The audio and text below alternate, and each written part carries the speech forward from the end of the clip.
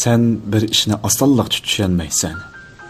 Amaliyotda seni eng azoblaydigani sen eng yaxshi ko'radigan, sen so'yadigan kishilardan iborat. Birovdan diling azor yeganda o'zingdan u men uchun kim edi deb so'rab ko'rishni unutma. Shuningda mundaq javobga erishsan. U sening hayotingning bir qismiga aylanib ketgan biri bo'lsa, azoblanishingdagi yerim javobgarlik o'zingga ta'alluq bo'ladi. Qolgan yerimini afu qilib atsang, azobning hech nimasi qolmaydi.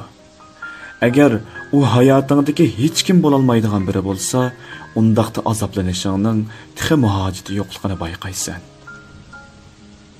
Sen bir ishni osonlikcha qabul qila olmaysan.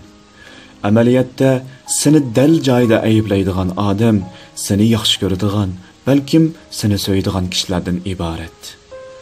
Birov sening xatoligingni dal o'zing boshqalar bilib qolmasa edi degan qo'rqinchingga mukib olgan joyidan tortib chiqib, sana ko'rsatib qo'ygan bo'lsa, o'zingdan men uning uchun kim edim deb so'rab ko'rishni unutma.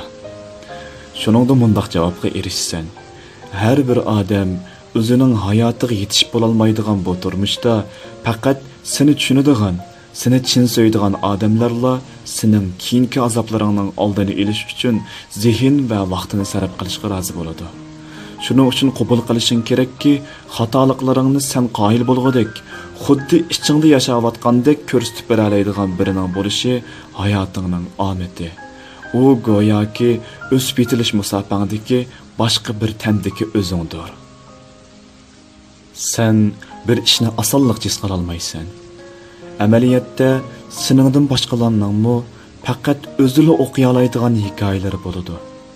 Sana shuncha g'amsiz bilinganlarningmi boshqalarning mehrlik yelkasiga beshini qo'yib, ichidagi timtoslikni tinchig'iz keladigan paytlari bo'ladi.